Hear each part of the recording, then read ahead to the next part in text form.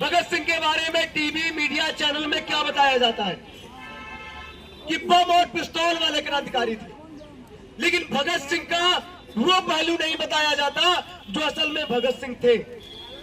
भगत सिंह ने लिखा था कि बम और पिस्तौल इंकलाब नहीं लाते, इंकलाब की तलवार विचारों के साथ पर तेज होती है। और भगत सिंह का आखिरी लेख जिन्होंने जेल में लिखा था, अगर उस लेख को पढ़ेंगे, उस लेख का नाम है क्रांतिकारी कार्यक्रम का मसविदा। वो मिल जाएगा। ये हम लोगों के पास किताबें हैं, यहाँ भी मौजूद किताबें हम लोगों ने वो रखी है, वो किताबें आपको उपलब्ध कराएंगे।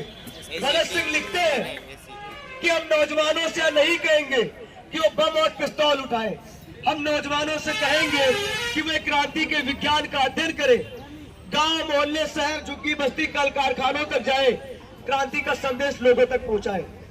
और क्रांतिकारी कार्यक्रम के मसविदे में भगत सिंह लिखते हैं कि देश में बदलाव लाने के लिए जगह जगह स्टडी सर्कल चलाए जाने चाहिए, जगह जगह गोष्ठियां की जानी चाहिए, मजदूरों के बीच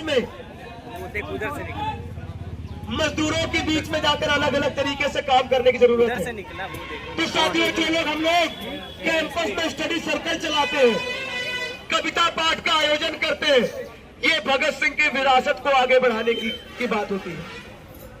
और भूख हड़ताल का जो काम हम करने जा रहे हैं, ये भी भगत सिंह की विरासत है। आप लोग क्या जानते हैं, आजादी की लड़ाई में, साथियों सभी से कहेंगे ध्यान दीजिएगा, आजादी की लड़ाई में सबसे ज्यादा दिनों तक भूख हड़ताल पे बैठने वाला कोई क्रांतिकारी था तो वो थे भगत सिंह। 100 दिन से ज्यादा उन्होंने भूख हड़ताल किया था। 63 दिन तक भूख हड़ताल करने के बाद उनके साथी यतीन्द्रनाथ दास की मौत हो गई थी।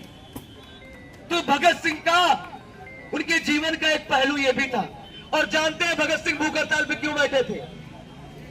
क्योंकि जब भगत सिंह गिरफ्तार करके जेल में जाते हैं तो जेल में अंग्रेज कैदियों के लिए साफ पानी पीने की व्यवस्था होती है, उनको अच्छा खाना मुहैया कराया जाता है, उनको सोने के लिए अच्छे कमरे, साफ कमरे दिए जाते हैं। लेकिन भगत सिंह का मुद्दा यह था कि अगर अंग्रेजों को किताबें दी जाती है, साफ पानी दिया जाता है, साफ कमरे उपलब्ध कराए जा रहे हैं, तो हम हिंदुस्तानियों को भी साफ पानी, साफ कमरे उपलब्ध कराए जाने चाहिए।